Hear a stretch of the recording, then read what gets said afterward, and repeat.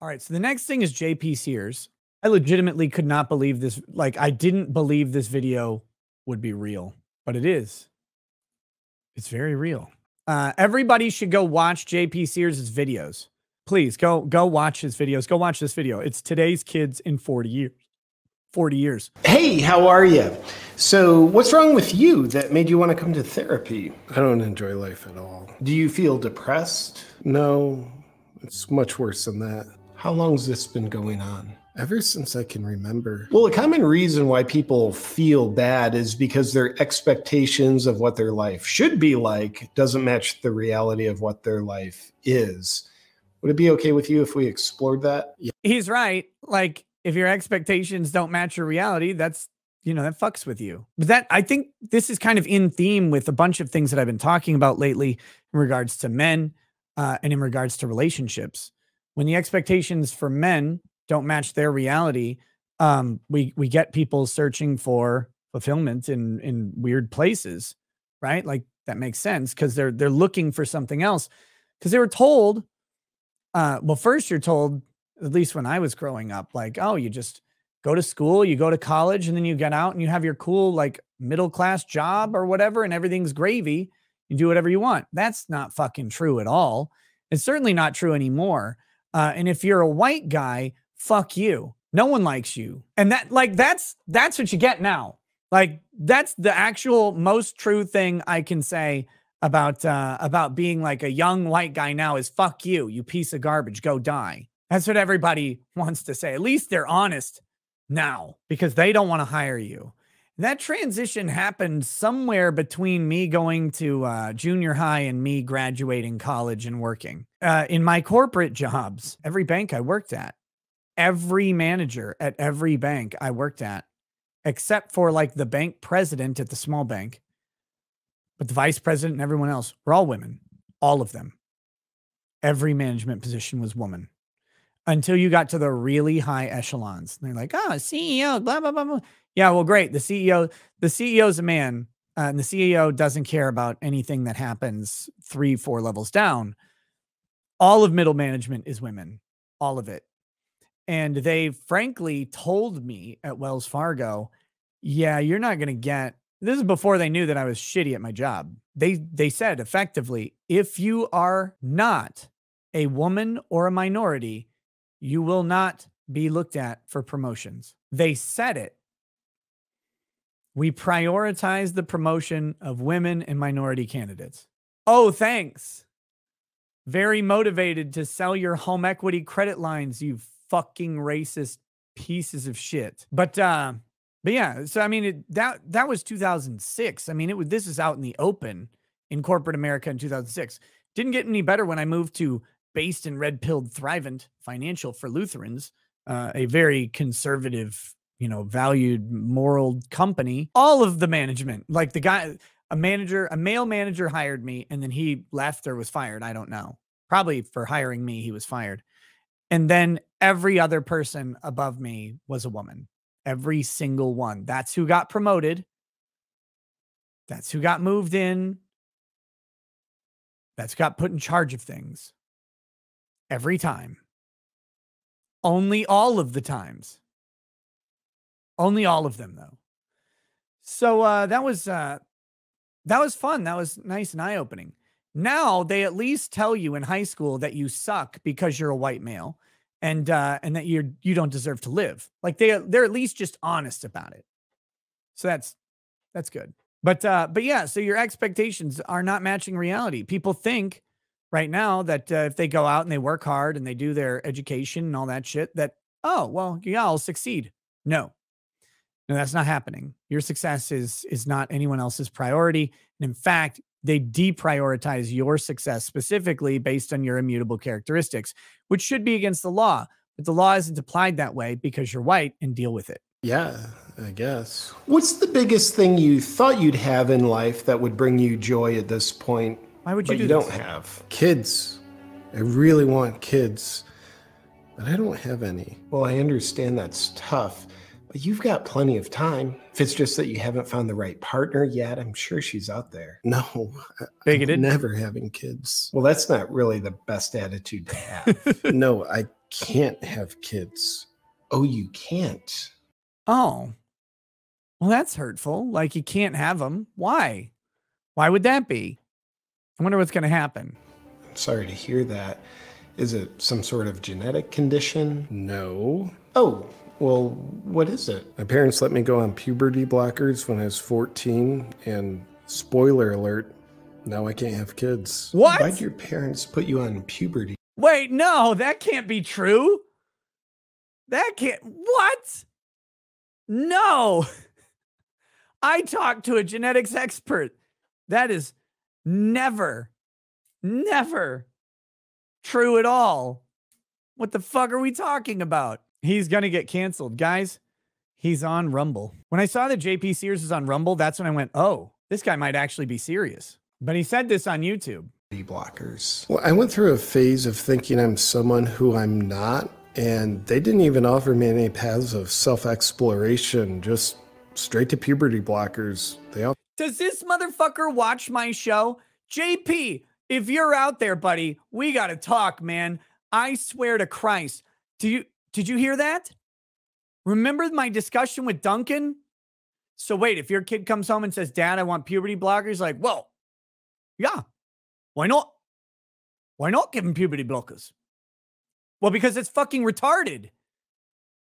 What do you mean, why not? Because it's a kid and kids are dumb. But here he is, just saying it out loud.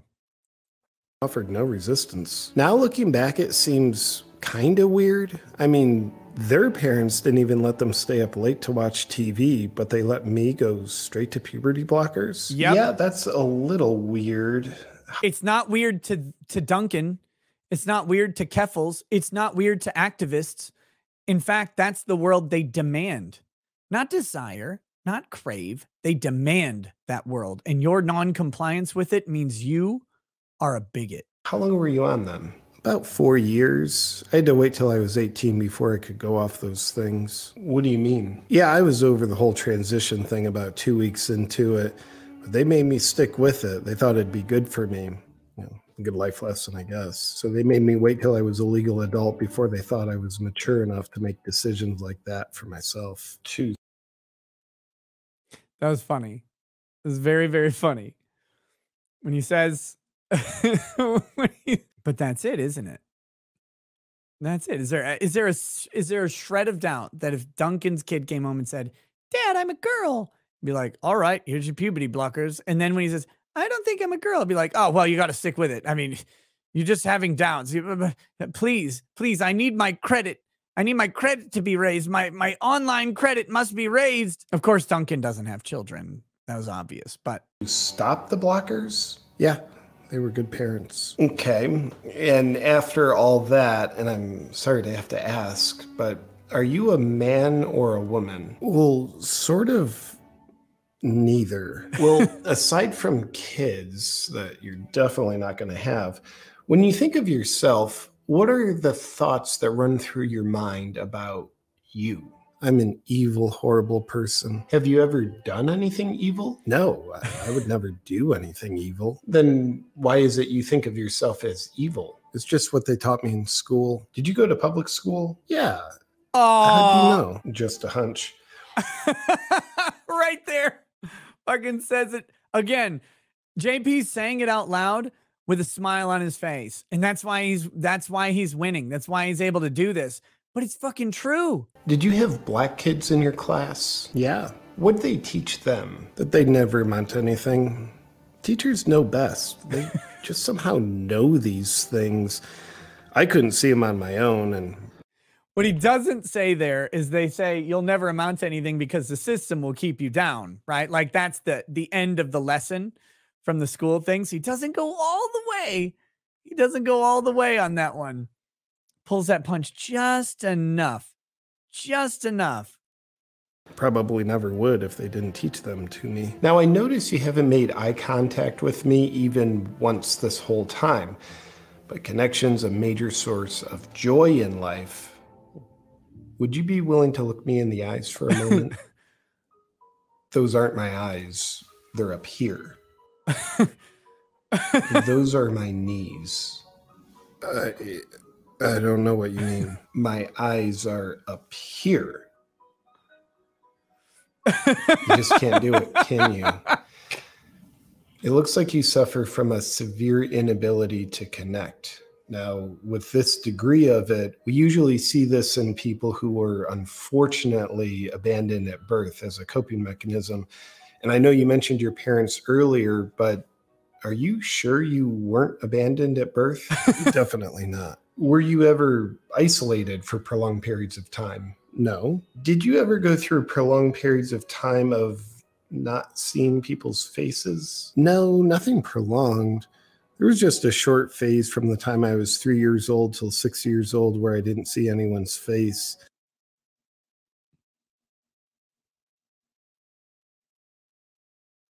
Oh, shit. Oh, my God. Fucking nails it.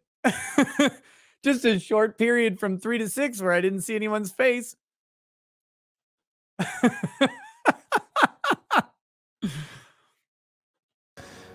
Aside from that, nothing like that ever happened. Did your parents eventually start feeding you crickets and watch the news a lot? Every night. Makes sense. Eat the bugs, bigot. When it comes to human connection, did your mother and father hold you a lot when you were little? I never had a mother or a father. So you were an orphan? No, not at all. I just never had a mother or a father. What do you mean? Well, one of my parents was identified as birthing person and the other was identified as non-birthing person. How was that? They told me it was very good for me.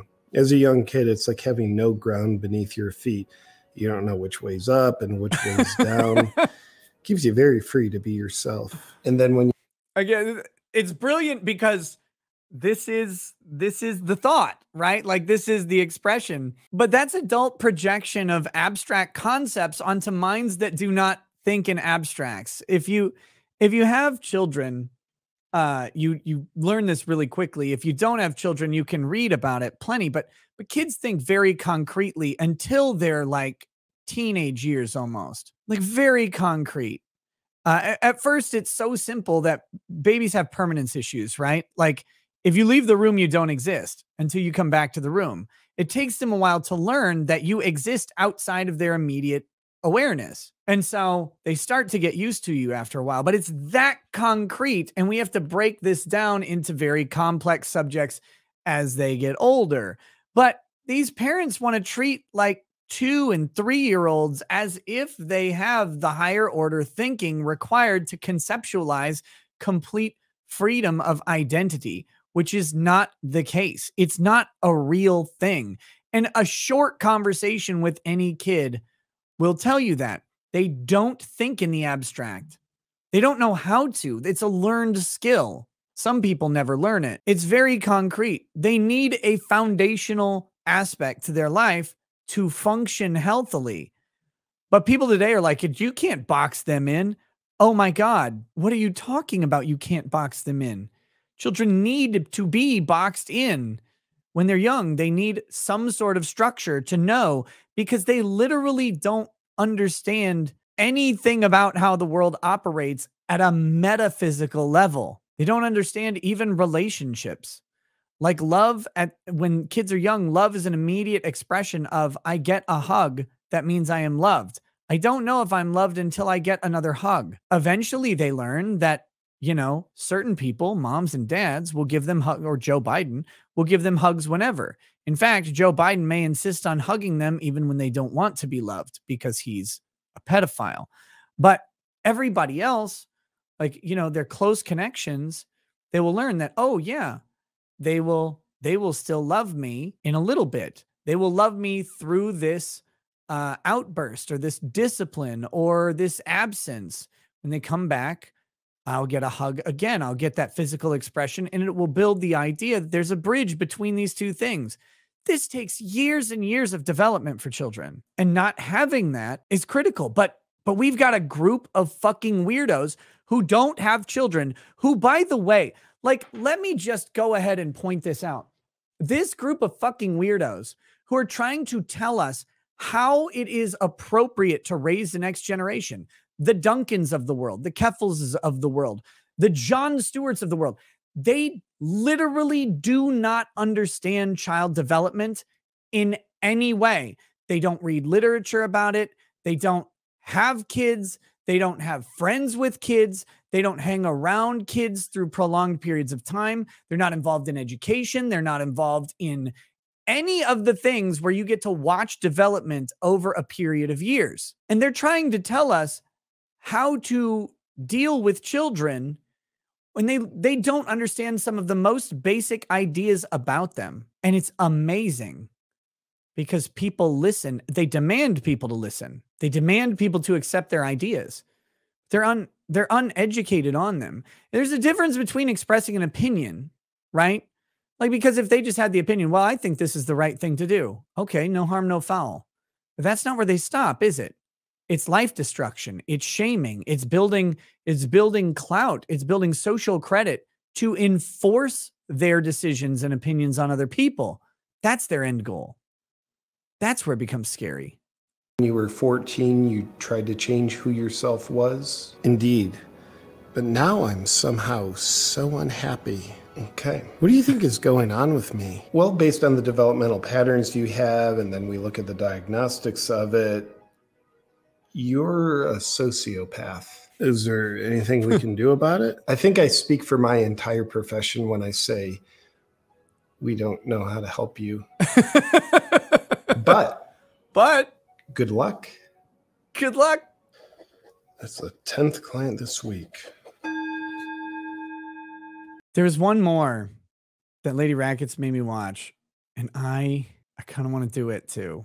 It's called The Best Female Swimmer in the World. This is my proudest moment. I've been dreaming of becoming the top female swimmer for 1 year, but getting here wasn't easy.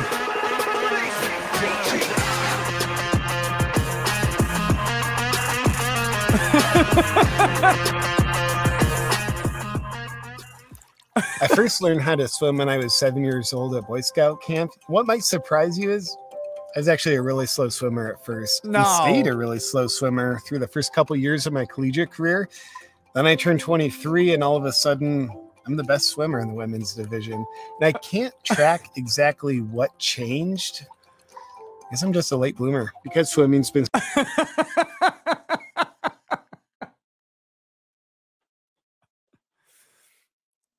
this is why he's so good. The parody. It's just because that's how they act.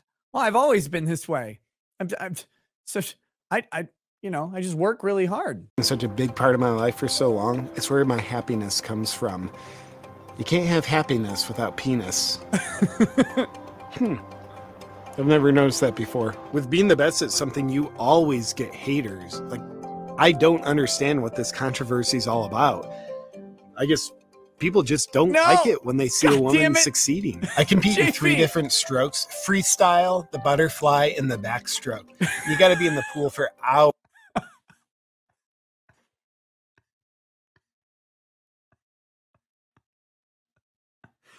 The fucking cock bulge. The fucking...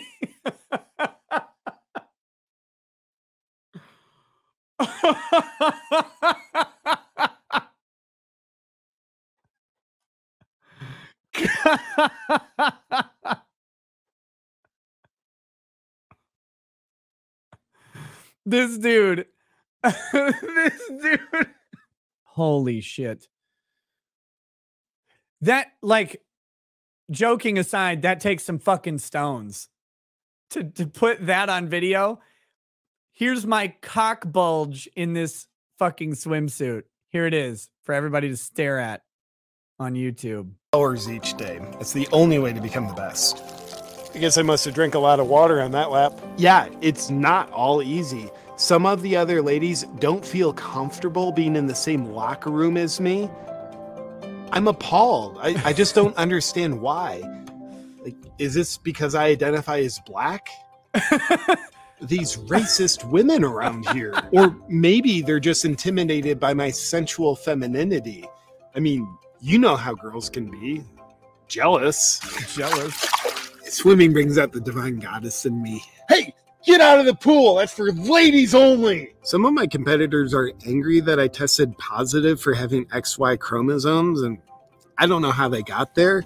Might have had like a tainted supplement or something. But really, I think my competitors are just sore losers. Like, hey, Yes. ladies, I beat you by 11 minutes fair and square. So get over it. To me, swimming is really an art form that requires a lot of upper body strength.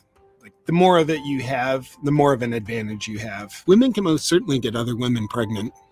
I've done it. What do you have to say about I've fucking done it. Oh God. Okay. your teammates wanting you off the team? Yeah, my sore loser teammates, maybe they should get in the pool and train more. The reason why I win all the time is because I'm more dedicated to my training. We talked to your coach, and he said that your teammates spend the exact same amount of time training in the pool as you. Well, I work out with weights too. Yeah. Maybe they should try it. It really helps. It Your does. coach says help. they're on the exact same weightlifting routine as you, but he said you bench press 4.5 times more weight than the second strongest athlete. Do you have any idea why that is? Well, I just don't identify the weights as very heavy. It's pretty simple. It feels so good to come away with a championship. And I want to congratulate second place for being within 9 minutes of me. And I want to thank my sponsors for always having. Being within 9 minutes. This is fucking Leah Thomas times. This is real. That's the worst part. This is real, and the world wants you to pretend that this is a joke. Having my back, Manscaping, Dollar Beard Club, and Alpha Jock Straps. Now that I'm the top female swimmer, what's next for me? Well, I don't feel like I'm 22 anymore, so I think children's sports is next. Probably Pee Wee football. I'm actually 10 years old now. Even more than my swimming success, what I'm most proud of is what I'm doing for women's rights. Yes. It's kind of like if you've ever seen an injured deer on the side of the road that's just been hit by a car and your heart just wants to help this wounded animal. Well, I'm the one that hit the deer. Holy shit. This man is a treasure and a gem, and he needs to be protected. He needs to be protected. JP Sears, fucking great. Oh wait, I did want to play the beginning of his ad here. Basically, JP comes out and says that he's on Rumble, and he says, "Look, I'm for free speech, and everybody's getting canceled right now." I mean, he flat out fucking said it. I think it must have been on the other video, but it really matters. It matters that people are becoming aware of this, and it's good to see mainstream big content creators like him. I mean, he's got 2.7 million subs, I think. Oh yeah, here's his little thing. I'm a comedian and freedom fighter. Free speech and fun are what I stand for. Like, holy fuck. That's my entire life. That's what I like. Fun and free speech.